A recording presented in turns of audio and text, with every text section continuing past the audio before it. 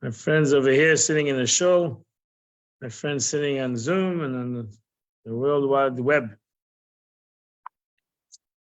We start a new book, the book of Leviticus, which is a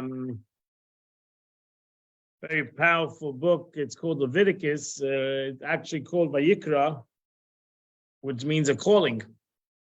Leviticus means more like the tribe of Levi, which was called the Leviticus because it deals with the korbanos, it deals with the sacrifices that were brought in the temple.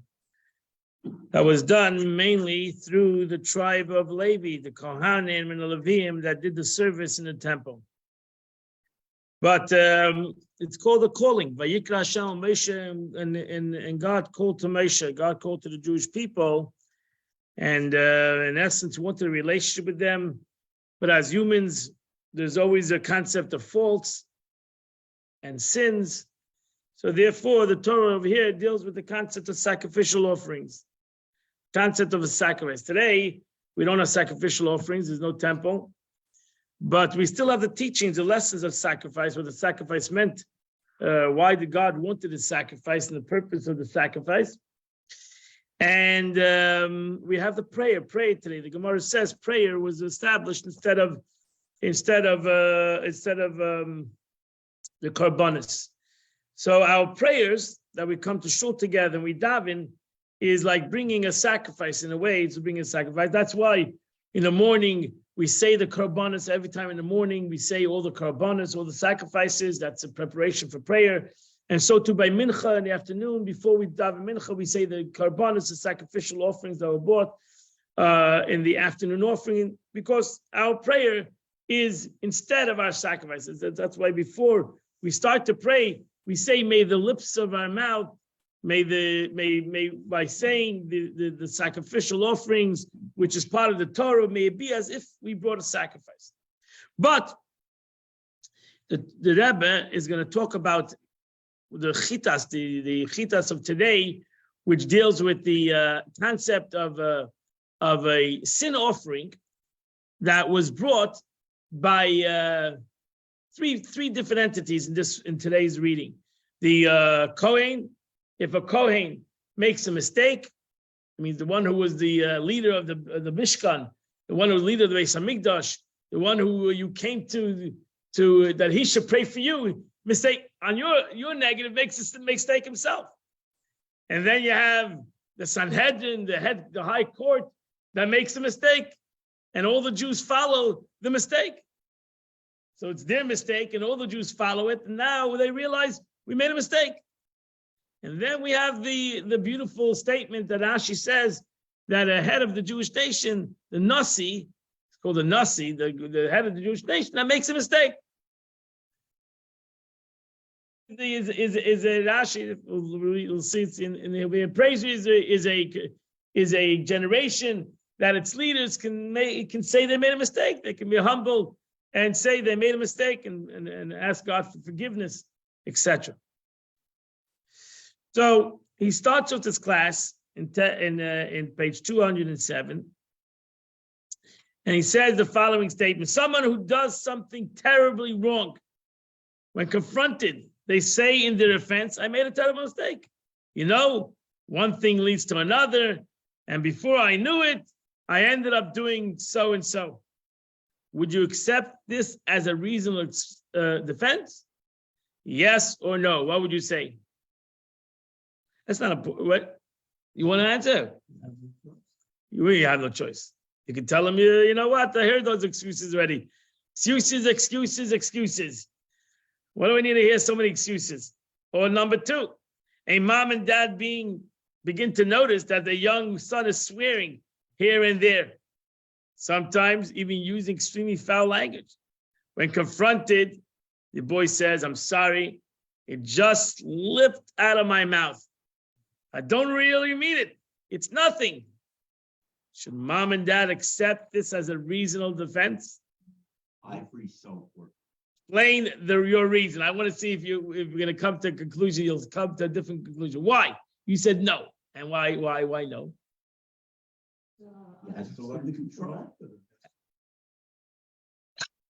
Why? People make mistakes. You have to learn to control He has to learn. You didn't teach him well enough. it. No, I didn't beat him. Okay, let's learn about it. Let's learn what the concept of a mistake is. And what's really the negative of making mistakes? We're human beings. What's so terrible about making a mistake? We're entitled to make mistakes. Maybe not the same mistakes, but we're human beings. We're going to make mistakes. Let's look at the Torah, looks at the concept of mistake, which that is.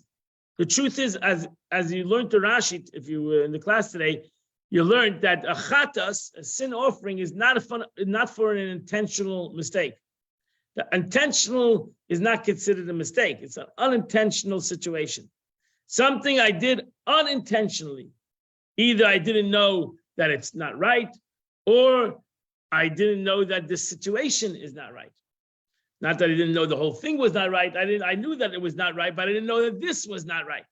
So, for example, I know I'm not allowed to eat non-kosher, and then I ate something because I thought it was kosher, and then somebody told me what you ate was not kosher. It's not a kosher object. I always say the story.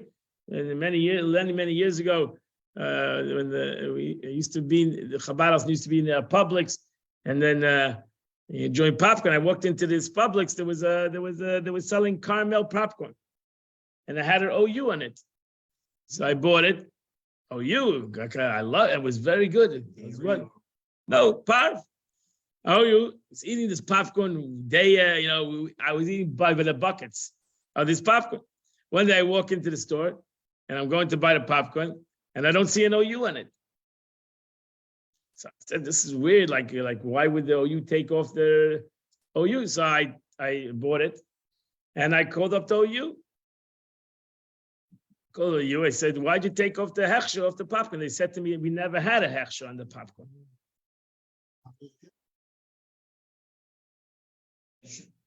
And I should send it to them. Blah blah blah. So yeah, it's a mitzvah, but it doesn't help me. So it doesn't help me. So I was eating this popcorn. I wasn't eating pig, but I was eating a popcorn that didn't have a hechsher on it, and without my knowledge. So I know that you're not eating non-kosher popcorn, but I didn't know this. I saw an OU. I said to be careful. You should know, even OU and all these organizations, they say you have to be intelligent consumer. They give out lists. You have to really, anything you buy, just because it says an OU on it, you got to make sure that is on their list. And you should know that this is a very big problem because you'll see that the OU gives out every month. If you have their emails, you're on it. They give out every month they give out a list of people that are using their hechsher without their right. They don't have the right to use their hechsher. They can sue, but go check. It doesn't help me. Ultimately, you need to be on top of this. So just because it has an OU, it doesn't mean that it has an OU. You have to be careful. You see something that you are uncomfortable with. I should have, after the first bucket of popcorn, it was so good, realized that it was something was kosher. Whatever. Okay, so I did an unintentional thing, self-understood, and not to bring a carbon. If it was not, I don't even know the truth. I didn't even know it was not kosher. So you said, I'm sorry. Maybe they said it to make me happy. Whatever. Okay, let's start the parsha, right? I can't give a chatas. Mashiach comes, I'll have to bring a chatas. I don't know. I have to go find that. That was something, if it was not kosher, it was something required a chatas. Yeah. Chatas, a sin offering. Chatas. Yeah, because I ate non-kosher. If I ate non-kosher. Yeah. When Mashiach comes, you'll get a bill. They'll send you, you owe like 25,000 cows. Start bringing all your cows to the base of Mikdash. Okay. Truth is, the Gemara says, whoever learns the law of a chatas is as he brought a carbon chatas. So the truth is, I've learned the law of carbon chatas, so I brought a carbon chatas. So maybe I will be, when Mashiach comes, I'll be exempt from bringing the chatas. Okay, we'll find out. That's not important. Okay, so text number 1, Leviticus. This is the Parsha. We'll go through it quickly. And if the entire community of Israel, this is the portion that starts off, that if the Sanhedrin, the high court, God forbid, does an aveda, that means tells the Jewish people to do a sin by mistake, right? If the entire community of Israel is because the matter was hidden from the eyes of the congregation, which Rashi says means the Sanhedrin, the high court, and they committed one of all the commandments that God that may not be committed, incur guilt, right? When the sin has come committed, when the sin that they've committed becomes known, the congregation shall bring a young bull as a sin offering, and they shall bring it before the tent of meeting, and he shall do to the bull as he did to the bull of the sin offering. Thus he shall do it. Thus the Kohen makes an atonement for them, for the community, and they will be forgiven. They shall take the bull outside the camp, you burn it, etc. That burn the first bull. Now, what was the first bull? The first bull was if a Kohen sins. If a Kohen would sin, he's also a leader of the community, not the Sanhedrin, but the Kohen was the leader of the Jewish people. People came to him for him to serve, to bring a chatas, to bring us an offerings, a general offerings, a special sin offerings. So the Kohen was an important entity, the important part of the, and therefore when a Kohen sinned, he also had to bring a chatas for the community. There was no Peter at that time. Okay. So let's look at text number 2. Maimonides gives you a outline of the law. Say the high court inadvertently erred in the ruling and ruled that a forbidden substance is permitted. Let's say they would say that a certain thing is allowed to be eaten. They would come out with a ruling, this and this thing is allowed to be eaten, it's kosher. Then as a result of their ruling, people erred inadvertently and acted in transgression of this prohibition. They all ate the product, like this popcorn. And while relying on the ruling of the court, thereafter the court discovers that they made a mistake, that the ruling was a mistake, it was not correct. In such a case, the court is obligated to bring a sin offering for the erroneous ruling. Even if the judges themselves did not perform a deed in violation of even though, let's say, the judges did not eat it, right? They just made a ruling. They didn't go eat the popcorn. So they told everybody else to eat the popcorn, but they themselves didn't eat the popcorn. Okay, so nevertheless, they must bring this sacrifice. For we do not consider the deeds of the judges at all, what they did or did not do, only their ruling. That's what they have to bring a sacrifice for their ruling. Their ruling was a mistake, so no blood, they didn't sin. They have to bring a ruling. The people are exempt from bringing a sacrifice as individuals. Why? But the people that did the ruling, it's really, if they said they can eat the popcorn, I keep going for the popcorn, right? And they didn't eat the popcorn. The 70 rabbis didn't eat the popcorn. Oh, you didn't eat the popcorn. But I went and ate the popcorn. So why don't I ate the popcorn? So why don't I bring I was the one who did I was the one who really did the Aveda, the sin. No, I don't have to bring it. Why? Because they told me I can eat it. So I'm following the court.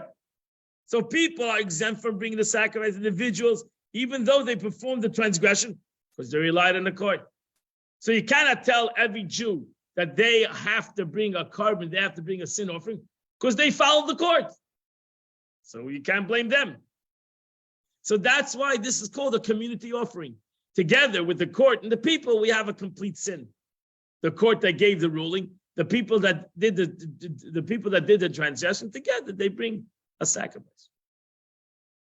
It's called a community sin. Again, so we'll soon see. Which sacrifice did they bring for erroneous ruling? Every tribe must bring a bull as a sin offering. This sacrifice is mentioned in the verse. And if the entire community inadvertently errs, each one of the bulls is called a bull brought to the lapse of awareness by the congregation. As the verse states, the congregation shall offer, meaning every congregation, every tribe is referred to as a congregation. That's how the Rambam, Maimonides, learns the law. Okay? So we took a law. law of as I said, there's actually 3 laws over here. We took a law of a kohen that sinned, and he has to bring the sacrifice for the community. The head of the Sanhedrin, the court, the high court sinned. All the people sinned because of their ruling, and now that they realize their ruling is wrong, every tribe has to bring a sacrifice, even though they follow the ruling of the court. Can't blame them. Nevertheless, they have to bring us out. That's the law. We'll go into the details in a moment. That's the basic law, right? Correct? Are we on the same page? That's the part. That's the chitas, the learning of the Parsha of today's reading. The 5th reading in the portion of Vayikra. What do you gain out of bringing a sacrifice? I mean, that's a general concept. Well, why? I did a sin, so I get away with a sacrifice. This poor cow has to go and die because I did a sin. I mean, what is the basic concept? So we all know Nachmanides says in text number 3 on page 210, a person must think throughout the process of bringing the sin offering that they sin before God with their body, and really their blood and their body should have been brought and spilled on the altar. That's really the concept. And really, you sinned. You should be the one who should pay the penalty. Why is this poor animal? Because because of God's kindness, that He accepts the sacrifice in the sinner's place. That's the basic.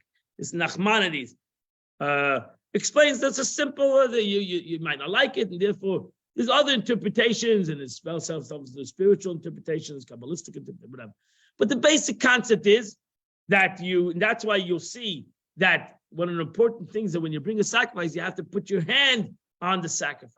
You can't just send the animal. You got to put your hand, and you have to feel that this is not. You have to feel that this is your exchange. You really, you did the sin. You're the one who needs to take responsibility. The Eibush has Rachmanas on you, and He's willing to give a 100%, right?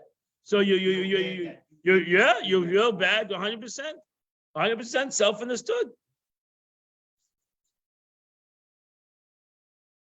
Of course, it's a life and death. It's a life and death issue. Community service is easy. Giving a life is a life. You should feel the animals going to its death. It's not so simple. The truth is, every time you eat chicken or thing, but somebody died, the animal died for you to eat. It's not. You should feel some concept over here. It's not like eating a potato. So that's why the Gemara says the sages would not eat meat only on Shabbos, because it was a mitzvah. They try to keep away from meat the whole week. But and chicken, yeah.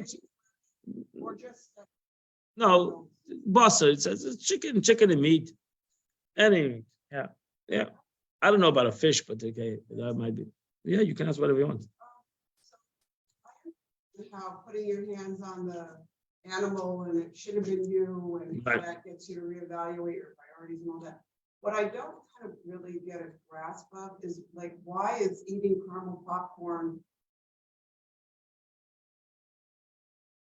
Understand in a very comprehensive way. So like, if somebody eats non-kosher, you look at the Torah. why sinning? I don't understand the gravity maybe of sinning. That's right. Maybe you don't understand that, but we all don't understand that. We don't understand that why eating non-kosher. The Torah says you're not punished by death by court, but you're punishable by death by God.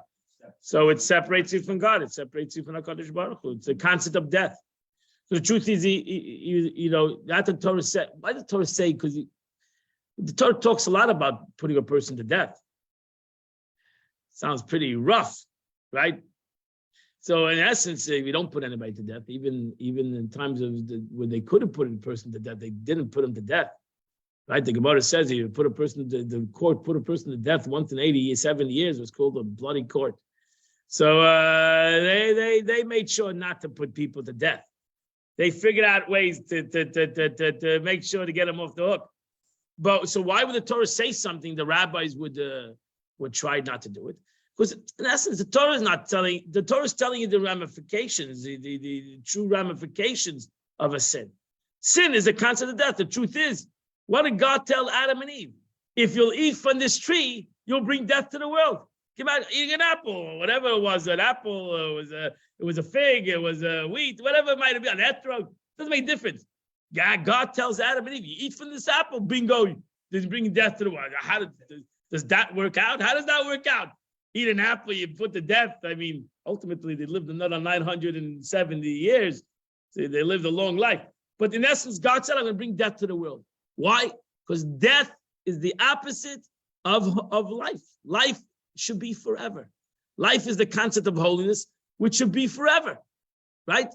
And then suddenly you have the concept of death. How are you two places at the same time? Your husband? At the same time, right? But you do, because you have death is not per se physical death. Death is spiritual death. You have the same thing, your expression is that spiritual death, and you're disconnected. The Gemara says that Ishoyim, wicked people, are dead while they're alive. Spiritual death. They have their spiritual death.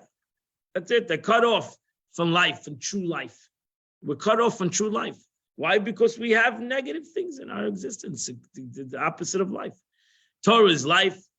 Torah is truth, is life. Torah is nitzchias. That's what every mitzvah you do is life. Will live forever. Every concept of negativity is a concept of separation, death. We're using the biggest term, the concept of death. So tumah is aspect, impurity is a concept of death in the world. Oh, since we're all Rishoyim on Sunday. All tzaddikim. Oh. We're all tzaddikim. We're all tzaddikim. I wasn't talking about people in Boca. I was talking about people in Coral Springs.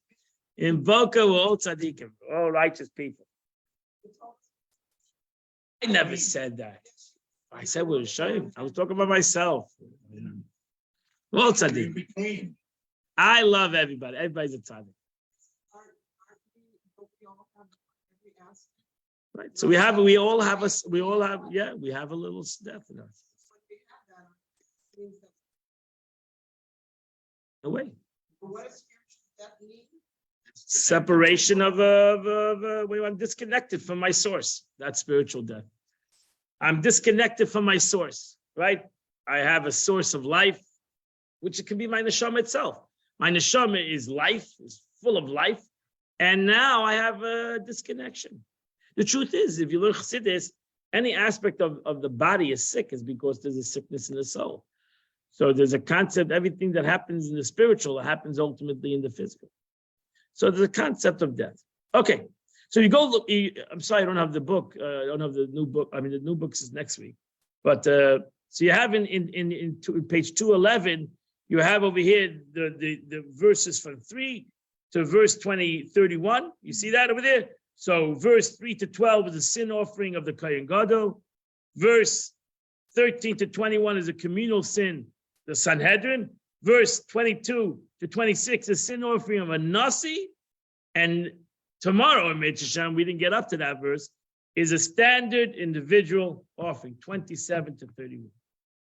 So there is, in this week's Parsha, you have all the concept of these sin offerings. And there's more, there's Asham and Ashtola, whatever. But a basic sin offering is a person that does something that is not a regular sin, a life and death issue between him and God, and he made a mistake. Like I said, eating chametz, eating non-kosher, all these things are between us and God. Where God says you're bringing a death into your existence. You can bring a korban chatas unintentionally. If I did it unintentionally, I could bring a korban.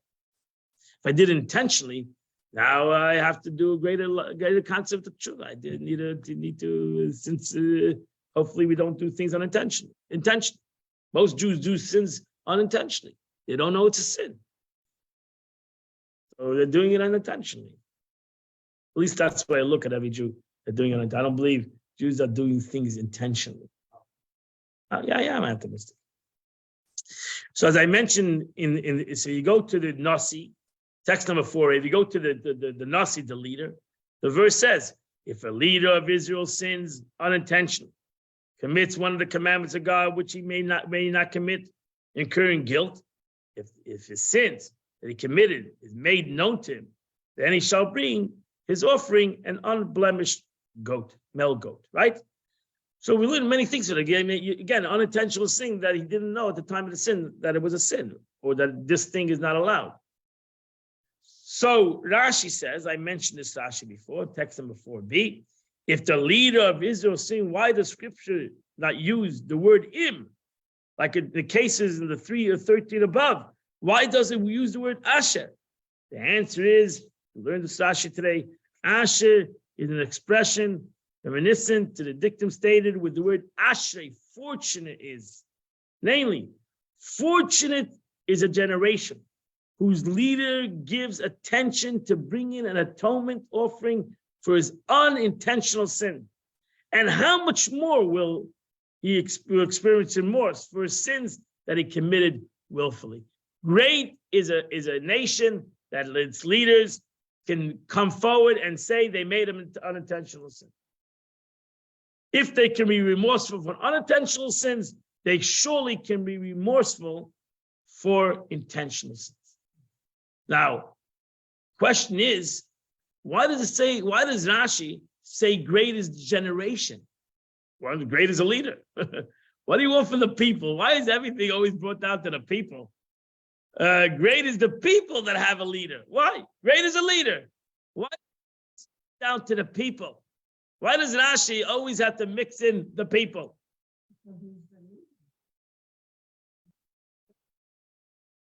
So great is the leader that can be humble.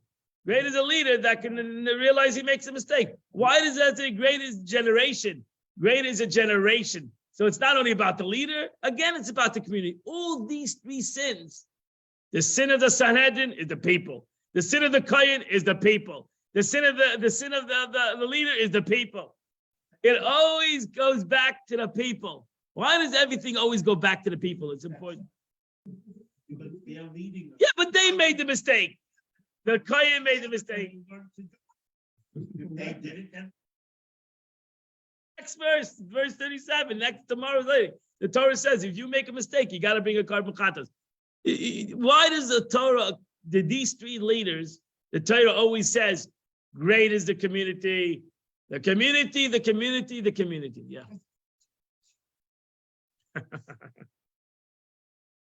See, you know what? I understand. So in essence, you're blaming, so that's good.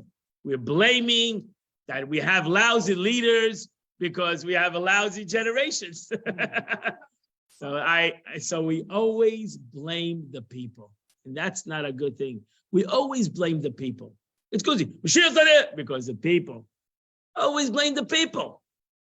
Why does Rashi say that? We always go back to the people. The people. So you have these three, the Kohen, the leader, the Sanhedrin. What do you mean the people? Why the Sanhedrin, the people followed. They said it's kosher, it's kosher. What do you want from the people? Why do the people every tribe have to bring a sacrifice when they followed your rule? You bring the sacrifice. You're the one who brings the sacrifice. Not why should I bring the sacrifice? That would be even bigger, right? Because by the other two, the people don't bring the sacrifice. By the Sanhedrin, the people bring the sacrifice. Why? Why blame the people when the people followed the leader? So let the leader bring the sacrifice for the people. No, we don't select the Sanhedrin. They selected themselves, that's all. It's true, the Sanhedrin selected themselves. Yeah. The Sanhedrin were not nominated. Moshe Rabbeinu was not nominated. The Nasi was nominated. That might have been nominated, but not the Sanhedrin. Sanhedrin was established by Moshe Rabbeinu in the beginning, the 70 Sanhedrin, and they selected the 70 Sanhedrin, whole generation to generation to generation. Selected by knowledge, by the best students of the time. What? What do you mean? Disagreeing to what? I don't know. I wasn't there. you'll call them up and you'll tell them how to. You learn the Gemara Sanhedrin. The Gemara talks about how they nominated the court. But okay, we're not bringing politics here. So let's it's not. What? Give us into what?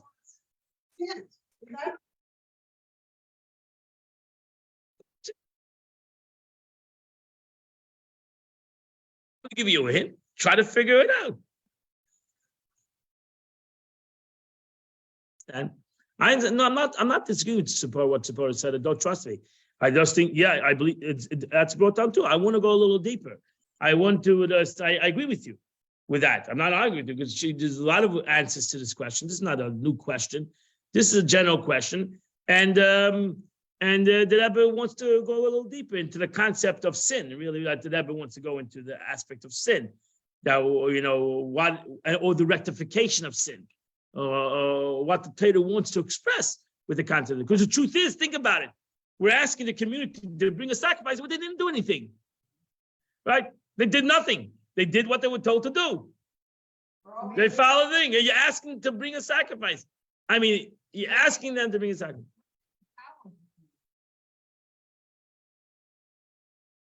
What? Right? The fact that you bring a sin offering and they all do it on. No, but you see, if you look at the newest, you look at the difference between the Sanhedrin and the leader. The Sanhedrin didn't bring the sacrifice. The people brought the sacrifice. The Nasi, he brought the sacrifice. So why don't you Sanhedrin? Great is a Sanhedrin that can realize their mistake and let them bring a sacrifice for the people because they made the people sin. But the Torah doesn't do that. The Torah says by the Sanhedrin that they have to bring the sacrifice. The people have to bring the sacrifice. So we have to comprehend that. You have to really comprehend it. We have to comprehend. So in essence, the Torah puts these three things together. The Torah first starts off with the Kohen Gadol that sins. Then the Torah goes to the Sanhedrin that sins, and then the Torah goes to a Nasi that sins, to a leader, and he puts it. Actually, these three categories are in today's chitas. That's why I said to listen to the chitas. So if you listen, you'll see that the Torah, the difference between the three.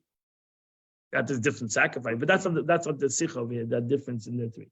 But you have this, and ultimately the Torah says, great is the last one in this group is the Nasi, the leader. And over there, Rashi says that in all three of them are the same, almost in the concept of following the leader, or the leader being the one who's doing the negative over here, by mistake, self-understood. And the Torah emphasizes by the leader to teach us that great is a a generation. Fortunate is a generation whose leaders offer such kind of sacrifice. And even more so, the second question that the Rebbe that is asked, that giving attention to the offering of the sacrifice. Well, you look at the wording of the Rashi, you'll see Asha Desha Nasi Noisin Levi. Great is a generation whose leaders put their heart, right? That's the word in there. Fortune is a generation that the leader gives attention and bring in an atonement offering for his unintended. What do you mean bring attention? Everybody who sins needs to bring an offering. So why over here does great is the leader that gives attention? What attention? Well, it doesn't say that when I sin, that great is a guy that gives attention to his sins. Great is you have to bring a carbon, you have to bring a sacrifice. So what's so great about the leader that gives attention to his sacrifice? What's so great about this leader? So great is a leader that brings a sacrifice. He says great is a leader that gives an attention to his sacrifice. That means there's more than just bringing the sacrifice. There's the attention to the sacrifice. Attention, what is the attention? What does Rashi mean?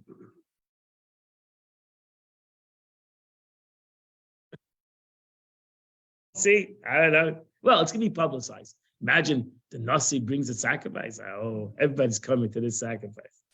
Oh, baby. It's going to be on WhatsApp. It's going to be viral.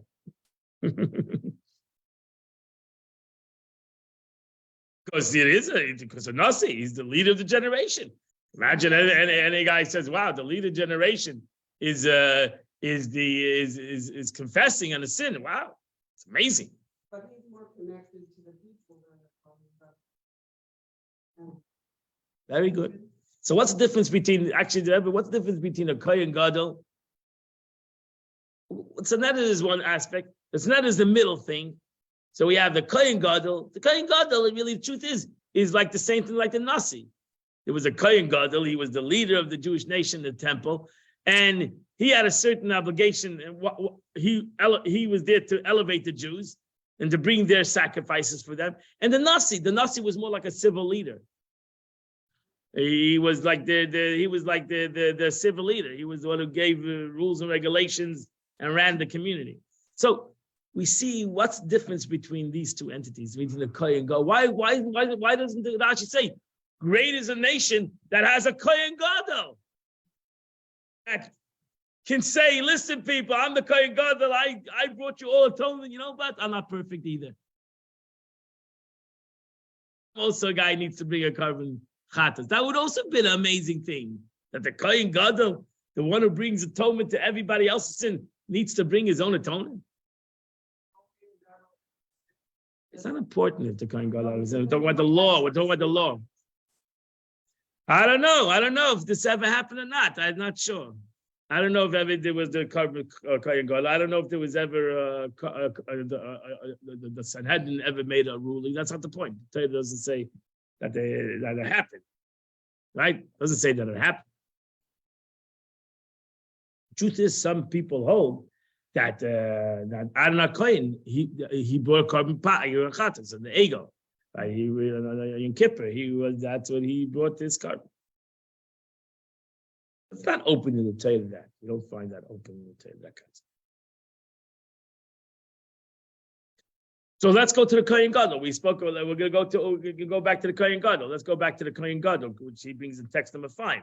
So if anointed Kohen sins, anointed Kohen means a Kohen that was anointed to be the high priest, bringing guilt to the people. Again, the Kohen Gadol mistake. It's not only his guilt; it's guilt to the people. He shall bring for his sin that he has committed an unblemished young bull. So the Kohen Gadol also comes like a community sin.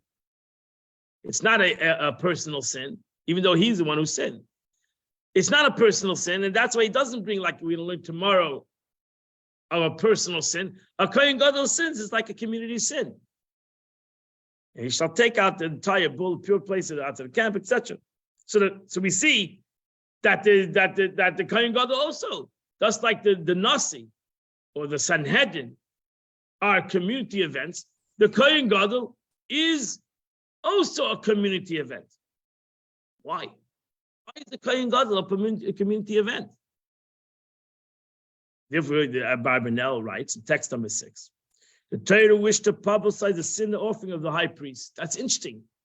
Guy, imagine again, this will also go viral. The Kohen Gadol bring you. Nobody's going to care about your carbon chatas. Who's going to go? Why would your carbon chatas go viral? But the Kohen Gadol is going to go viral. Everybody's going to find out the Kohen Gadol is bringing a carbon chatas. Why is he bringing a bull in the middle of the week? He only brought this bull actually on Yom Kippur. Right, that's when he brought a carbon chatas for himself, even, right? But that was part of the service of the temple. Now suddenly, in the middle of a week, Kohen Gadol is bringing a bull. Why is he bringing a bull to the Beis Hamikdash? Pash, does he bring a bull? He done something wrong. He done something wrong, right? So the greatest scholar and teacher of the Jewish nation, when the masses, including all the sinners, would see this, it would inspire them to return to God's law. The Kohen Gadol can sin and confess. Well, I'm a schlepper. I can surely do it. By offering up atonement to the sins in front of the people, all other sinners would take notice, be it individuals or community at large. To maximize the publicity. So God wanted to publicize the Kohen Gadol. That's why this sacrifice that Barbanel says was not burnt on the temple. He had to actually take it out of the temple. Now, not only does the people that were in the temple know that the Kohen Gadol sinned, Now he's marching it through the city. He's taking the animal, they're marching to the city.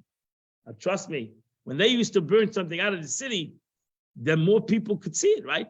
It was done out of the city. You had a bigger crowd. Imagine, now you had a stadium crowd. Not only the people that can come to the temple, because you had to, the whole country, the whole place could see it. So that the people should realize that the high priest or the community has sinned and they will return to God. And that's why the Kohen, that's why the Nasi and the Kohen Gadol was taka unique. That was unique. That a Kohen Gadol can sin to a regular guy and bring atonement. Not only can sin, they can bring atonement. That's amazing. You can be honest and say that I made a mistake. And the Nasi can be honest and say I made a mistake. So you have these two entities, self and beside the Sanhedrin. The Sanhedrin thought they did the right things. Yes, it's a very humbling experience. Really. So the truth is, why does it say by the Nasi only that great is a generation that its leader? Why didn't it say that by the Kohen Gadol? Why didn't it say by the Kohen Gadol that great is a nation that its Kohen Gadol can confess and bring a carbon and say that even though I'm the big knacker, I'm the one you will come to, I also need to come to God and ask forgiveness for the sins that I've done.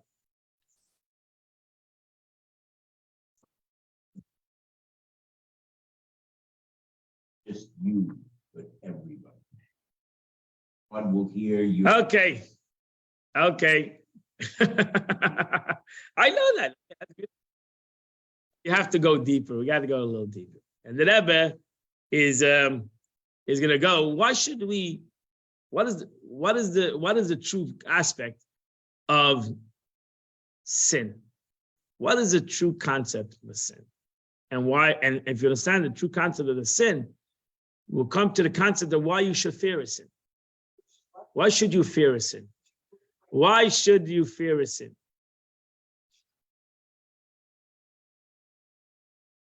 For the Torah learning, when you read the Parshas, really, you'd say the true fear of a sin is because I have to bring a carbon. Okay? I have to bring a carbon. I mean, that's the proof in itself. That the Nasi, what is it? A Nasi that sins, what is the greatness of him that he says, I've sinned? Now he has to bring a carbon in front of everybody, right? The Nasi that was the leader of the Jewish nation, now he sinned, now he has to bring a carbon. So great is a community that has a Nasi that can publicly say, I've sinned. Can you imagine a Nasi or a Kohen Gadol that publicly said they sinned? Would they do it again? Somebody would never do it again. It was a humbling experience for them to do it. The truth is, you should realize that it was a humbling experience for anybody to bring a carbon chatas. And that's why Rashi says, when you brought to the base of Mikdash a carbon, you had to say it's a carbon. You couldn't tell the Kohen, you had to say this is for a sin. The Kohen needed to know that what it was for. He couldn't say, "Oh, I'm bringing a carbon to the temple." I'm bringing what? Maybe, yeah, he has to know what the sin, because that's only be brought for a sin that you can bring a carbon for. So you couldn't say it had to be. It's only for a specific sin, and then the guy had to make sure, the Kohen had to make sure that's an unintentional sin, not that you did it intentionally. Then it's not a carbon either. So this was a humbling experience for everybody, right? Imagine coming to the base of Mikdash. Look, what are you coming today for? What are you here? I'm bringing a shlavim. Then you see that's not a shlavim. My wife said, you have to confess. You have to confess. Every chatas needs confession. No, not public. To the Eibishter, you confess. You had to confess. You had to. No. But anybody knew you came to the base of Mikdash. You're coming with a carbon. What are you there? What are you doing that day? You had to tell the Kohen, right? You had to tell the Kohen. No, the carbon chatas. He had to know what the carbon was for. No, you didn't confess to him. He told you brought a carbon chatas. He told him what it's for. You confessed to God. You didn't confess to him. You don't tell him why. Yeah, you tell him I ate not kosher, I'm bringing a carbon. I'm not confessing to you. I confess to God. I ask God forgiveness. But you tell what you did to the He has to know what you're bringing the carbon for. You have to know what the carbon is for. There's a lot of carbon. Shlamim, chatas, taida, there's a lot of things. Carbon oila. He can. And again, he had to know you're bringing it for unintentional sin. The carbon needed to be bought for, it's Rashi says, Rashi in today's reading, the carbon needed to be bought for a specific thing. You can't just bring a carbon and say, this is a general concept. If it was a shlamim, it's a shlamim. Chata, it's a chata. Oil, it's a burnt over. It had to be known. Not like a presidential. Not a general concept. Not a You need- general thought.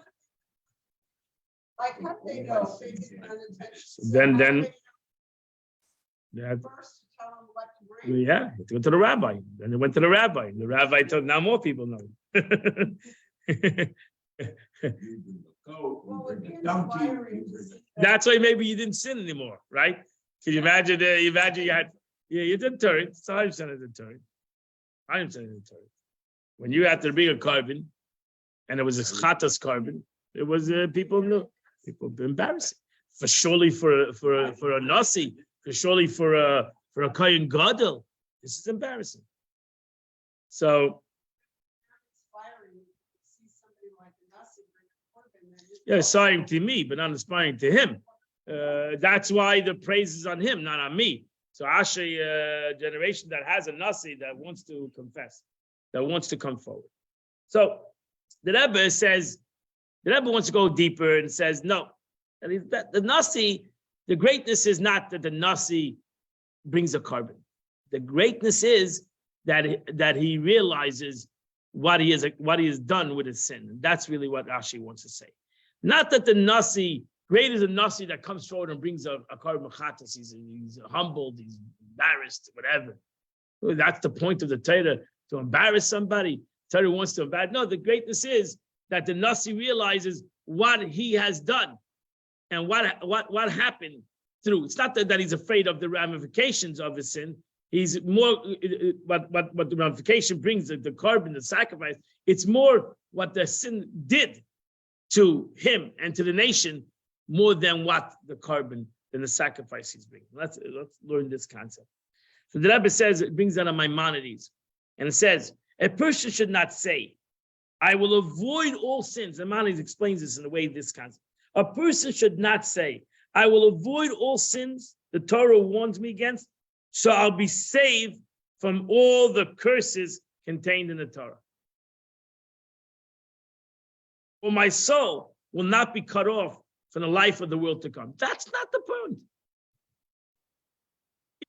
It does say those concepts, but that's not that's not the point. You're looking at, I'm not doing a sin because of the situation that's going to happen. Right? So I'm how would I want to say it? If I'd say something like this. To abstain for the sin out of fear because of punishment is akin to avoiding getting sick because you don't like medicine.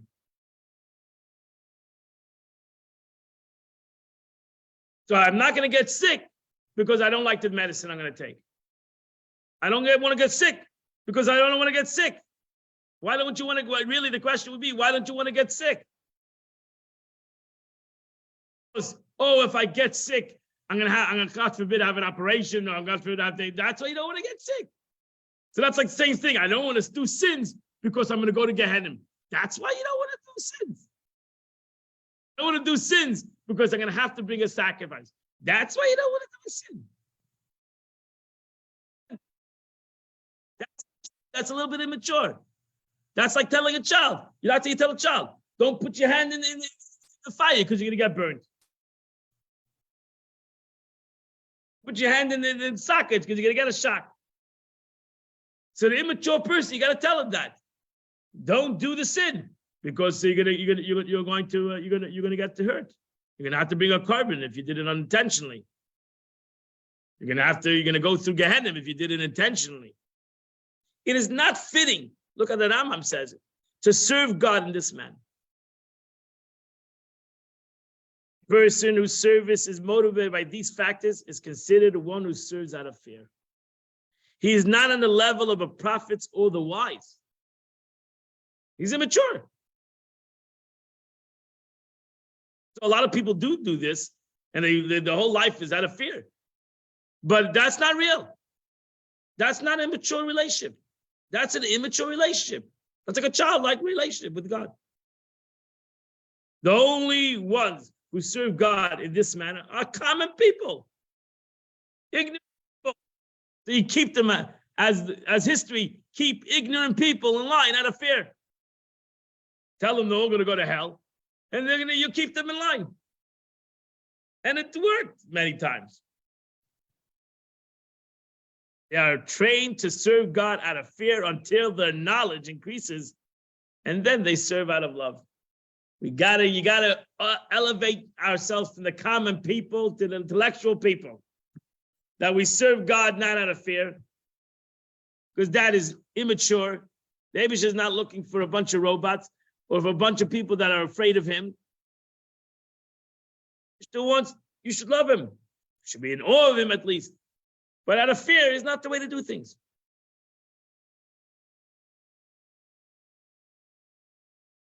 It should be. That's what God wants. The Rambam writes this. God doesn't want this concept. So you shouldn't, don't do a sin because you're afraid to bring a korban chatas, because you're afraid the embarrassment you're gonna have. That's why you don't do a sin. Of not doing a sin is because of the negative thing that the separation, whatever the sin means. You should know what a sin means. Forget about what the sin brings. So fire, we're afraid of fire. Now we should be afraid of fire, not because that we can get burnt. Because fire is a strong thing, and you should be careful with handling fire.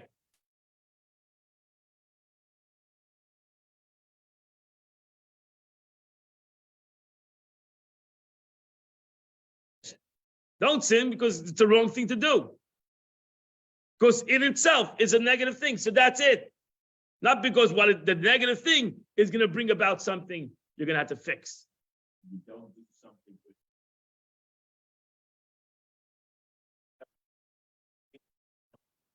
with Whenever a doctor went by the Rebbe said, doctors need to teach preventive medicine. Why do we always have doctors are involved in after the fact when they're sick? Let's figure out how to prevent the situation.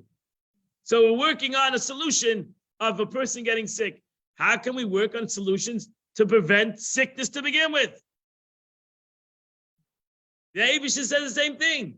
Let's work on prevention of sickness.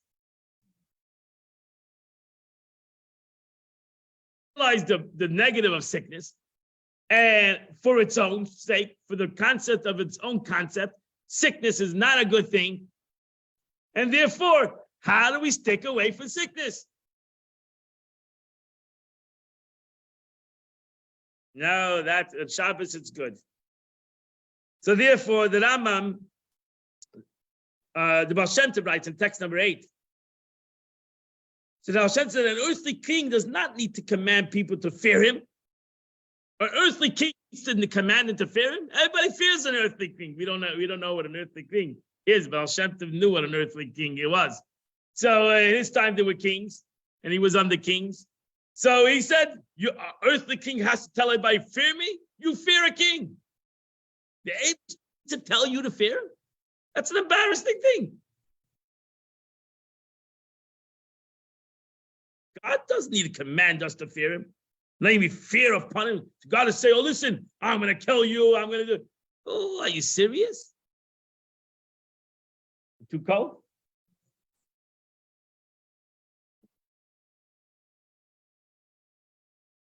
I'm trying to keep you up. Likewise, right?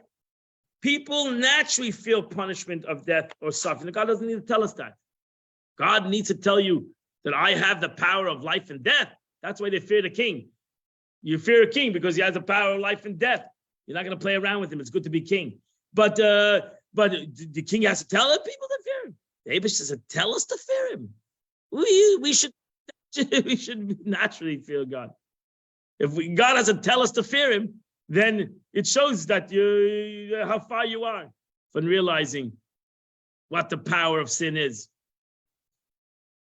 Therefore, the Rebbe says, look at the words of the Rebbe, a person should understand and appreciate how much they ought to run away from sin and avoid touching it with a 10-foot pole. More than fearing punishment of sin, a person ought to fear sin itself. And the punishment is actually a cure for sin. Actually, the punishment, the after fact, is the cure for sin, right? So thank God for medicine. Thank God that is medicine. We get sick because we eat the wrong things and we do the wrong thing. And thank God it's medicine. But the medicine is because we got sick. So we shouldn't fear medicine. We should praise medicine. Thank God. We should fear sickness. So we shouldn't fear Gehenna. Gehenna is the rectification of sin.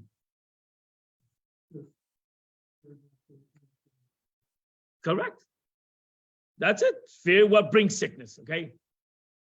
Let's say that. Eat healthy foods. Run away from unhealthy foods. On Shabbos. How then does it make sense to be afraid of the cure and not of the malady itself? So we are afraid of the cure. We're afraid of Gehenna. Why are you afraid of Gehenna? That's the cure.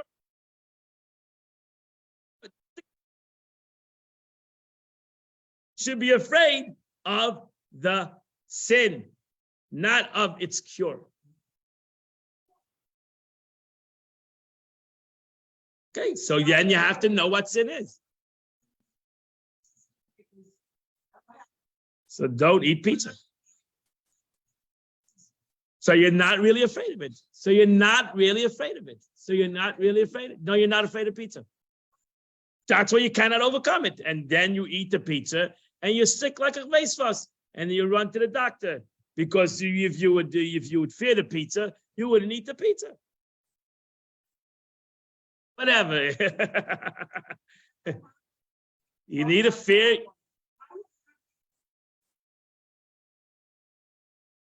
Intellectually, you say this pizza might be delicious, but it's not good for me. And that's it. I don't have to go to get the pain to realize it's not good for me. Because if not, I'm immature. And that's why children keep on eating. And with children. So with children. And that's it. Grow up.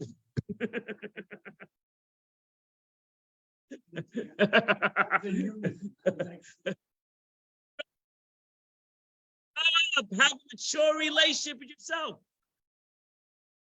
I'm sure we're all children, bunch of babies. Slowly but surely.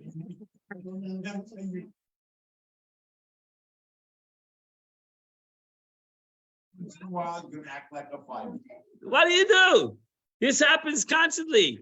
This is, I once went to visit her years ago when they used to, I went to the guy, many years ago, I went to the guy in the hospital. He had esophagus cancer, because he's smoking. And this guy was smoking through his trachea. He would sneak out of the hospital and went through his thing. That's it. That's horrifying, but you're right. He just could not stop it. Huh?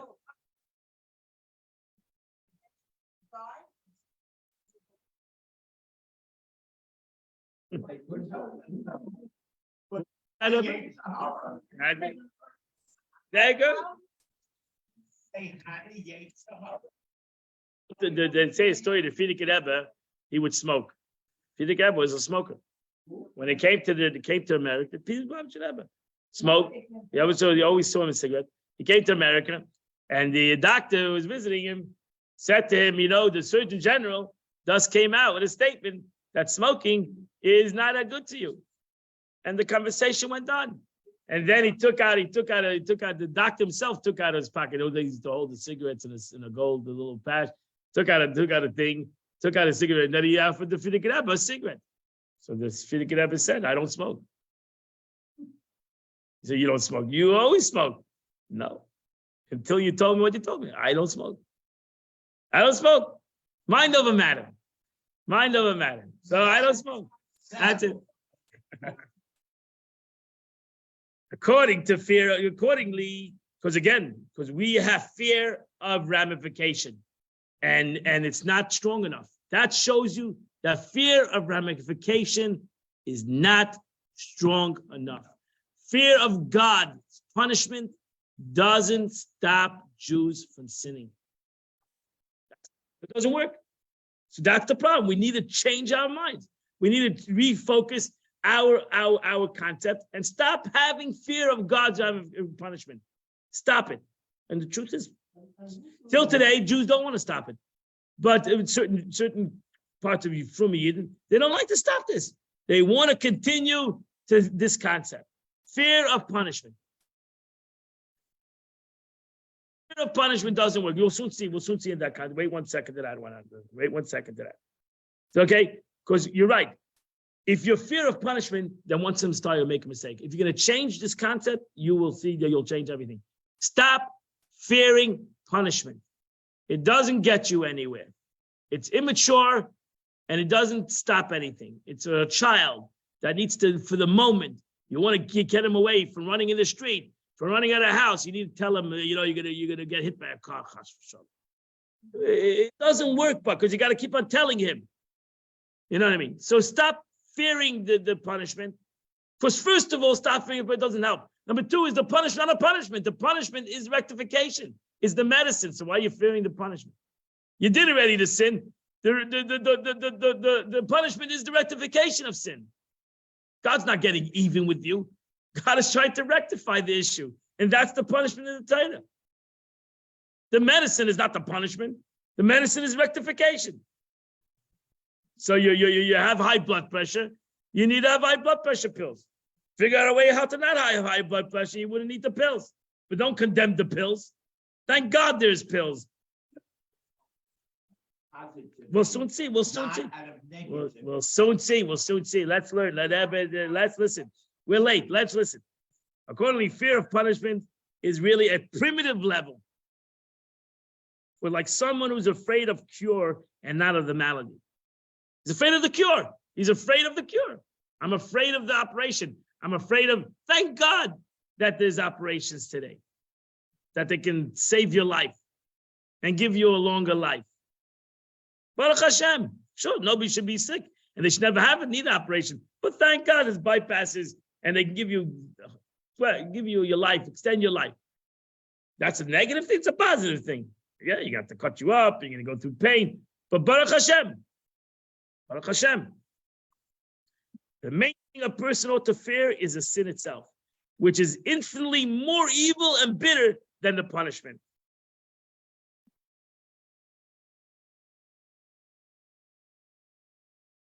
It continues, based on the Alter Rebbe statement in text number 10a. The true definition of fear of sin is to fear sin itself. It's the Alter Rebbe, which is more bitter than death. So you're worried about death? The sin itself is worse because it's death while you're living. Just as the soul climbs higher than when a mitzvah is performed, so on the contrary with evil. The sin drags the soul afar, far away from God, to the extent that harsh judgment is meted out to the sinner, which is like a cure for him. This should inspire great fear of sin in a person's heart, not the punishment, but the separation that he has when he does chas v'shalom a sin. Therefore, the Alter Rebbe says in 10b, listen to this, a person must be conscious and think deeply about the impact of a sin. It causes their soul to be torn away from the source of life with God and be dragged down to the dark places of impurity and death, namely in the chambers of evil.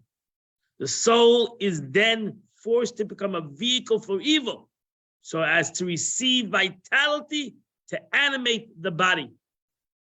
So you're taking a neshama, you're throwing into the prisons of prisons. That's really the sadness of a sin. Even if one doesn't necessarily commit the gravest sin, rather other relative minor sins, it's still a travesty in so much as sin damages the soul. So therefore, the Rebbe says, now you'll understand why the Eibishter, why the Torah separates the Kohen Gadol from the Nasi. Because the Kohen Gadol, he was the person who brought Jews closer to God. Well, the Nasi was not that was not his agenda. His agenda was civil, was more between man and man. And therefore, let's look at the way the Rebbe explains it. When the high priest sins, it's the fault of the people, for they are dependent on him to atone for them. Here was the Kohen Gadol, which brought atonement to the Jewish nation. That was his job. His job was to bring kapara to the Jewish nation for all their sins. So now he himself sinned. The one who was supposed to bring atonement to the nation, to the Jews, sinned himself unintentionally, self-understood. This person who is supposed to bring atonement suddenly is impaired himself. It's like the person who's bringing atonement for.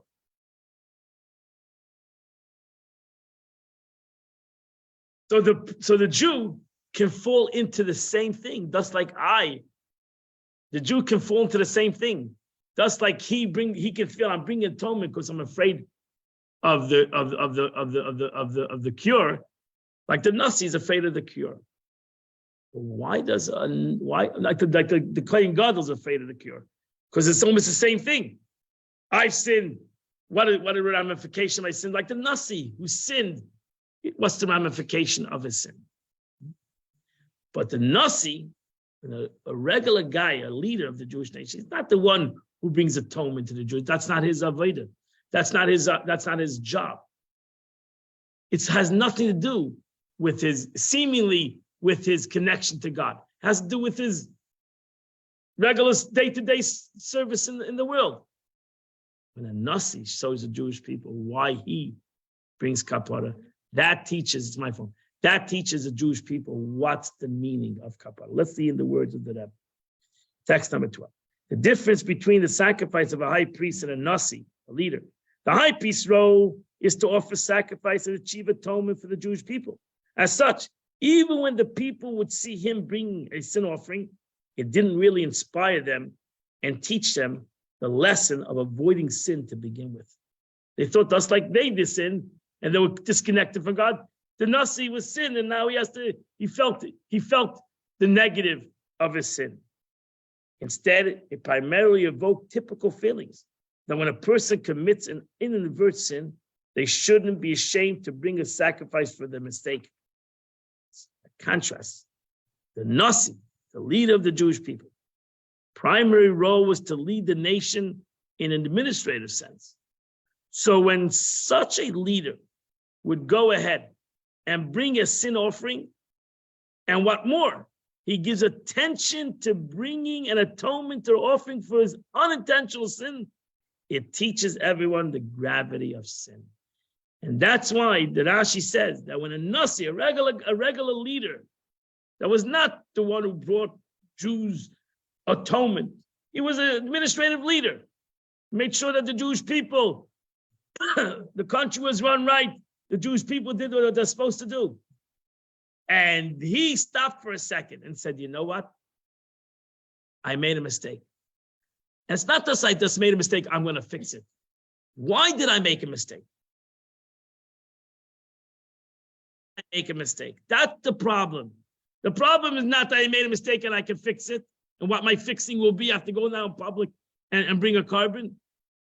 Because that's good. Baruch Hashem, the Eibishter gave me a way to bring a carbon. No, that's why Rashi says that the Nasi has he says the words over there, his intention, right? The words over there.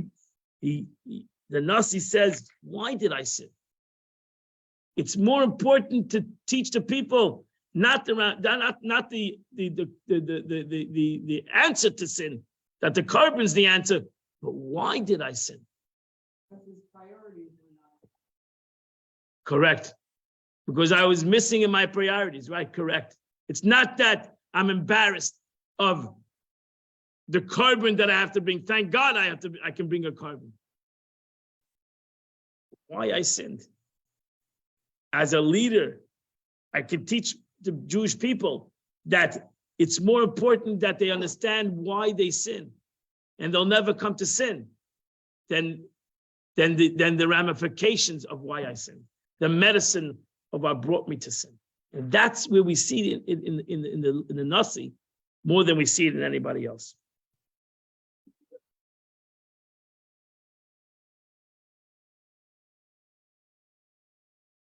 And they know it's not right. But wait, how does this? You're going to soon see. You're going to soon see. We'll give it a second. Give it a second.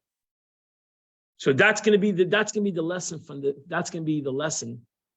the Sanhedrin, because the Jewish people didn't sin. Why are you condemning the Jewish people? Because even though they didn't sin, right? Because they followed the law, they followed the Sanhedrin. They still sinned. They ate the food that they wouldn't eat. That's understanding the ramification of sin. Understand? It's not that, oh, I didn't do anything wrong. I followed the law. They did nothing wrong.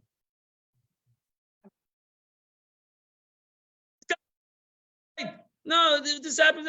I followed the law. The rabbi told me I could do it. I followed him. Really, he told me he should bring the carbon. But God says, no, you bring the carbon. I did nothing. I followed the law. But that teaches me that's not. It's not whether I did a sin intentionally or not, but ultimately I did something negative. I did something that God doesn't want me to do. And that's really the problem of sin. And that's why when the Jewish people follow, even the Sanhedrin, and then they realize a mistake was done, they bring the carbon, not because they sinned. They didn't sin. They followed the law. Nevertheless, they still did a negative thing to God. And that's why they bring the carbon. It doesn't matter why. The fact that you did it is what necessitates. Correct. Right, because it's between you and God. It's between you and God. Whether somebody told you to do, whether it's because you had lack of knowledge, whether it's because you were never brought up or you were brought up the opposite. Still, damn you for it. You were not brought up this way. So God doesn't like it. Still, a person feels, I'm not condemned. Didn't do anything wrong. But nevertheless, it's not what God wanted me to do. So it's not the ramification. There's no ramification. I never did anything wrong. But you did something wrong. Why? Because God said not to do it. So because God said not to do it. So even though I followed the rules, I did everything I was supposed to do, but still God said not to do it. No, and that's the Sanhedrin didn't do it because they didn't eat. They do what I say, not what I do. But ultimately, that's the lesson. So that's the lesson. The lesson is the one who gave the bad advice, they didn't do it intentionally. But the one who did it, even though he followed the advice, they bring the carbon. Because it's not they brought the carbon not because of what they did, a negative thing. They brought the carbon is because they ultimately did something that God didn't want. And that's why you bring the carbon. It's not the sin. It's the disconnection that happened. You didn't do a sin, you're still disconnected.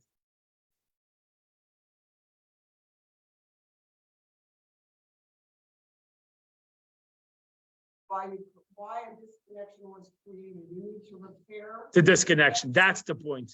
We needed. That's the point. That is the agenda. It's not the sin. Forget about it. They didn't sin. They didn't sin. They followed the Sanhedrin. They followed the high court. If you don't follow the Sanhedrin, then who are you going to follow? So the Sanhedrin said, go to the program or eat the popcorn. I ate the popcorn. So the Sanhedrin said I can eat the popcorn. Why wouldn't I eat the popcorn? But still, we found out a year later, the popcorn was not kosher. So I did nothing wrong. I didn't do a sin. Didn't do a sin. But I still did something because this popcorn was not kosher. And I needed it. Because if I'm worried about sin, I'm not worried about sin out of the picture. Take the sin out of the picture. If it doesn't want you to eat not kosher. And that's it. So even if the head would say it's kosher, still God says that you shouldn't eat not kosher. Have an effect. So when you do it, something that God doesn't want, then you create an effect that needs to be. Correct. That's right. That's why, for example, when it says on Shabbos, if it comes pekuach nefesh, then it's a mitzvah. Not that it's an aveda, but you're overcoming the aveda. It's a mitzvah. That means God says also break the Shabbat, or eat non-kosher if it's life and death, or eat the chametz on Pesach, whatever, if there's such a thing, right? Because not that you're doing an aveda, but it's pekuach nefesh, and pekuach nefesh overrides the aveda. No. Pekuach nefesh tells you that's a mitzvah. So now God says eat it.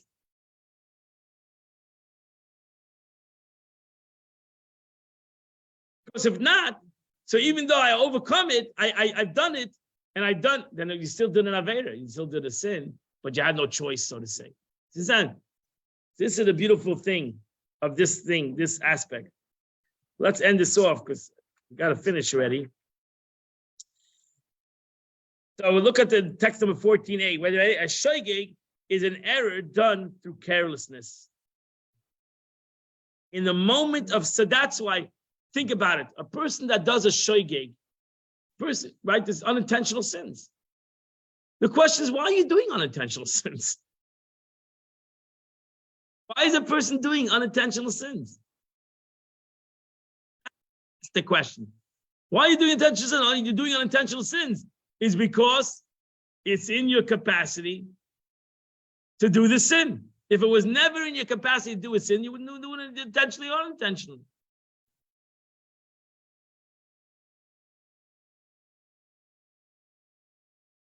So that's, look how I explain it. A shoygig is an error done through carelessness.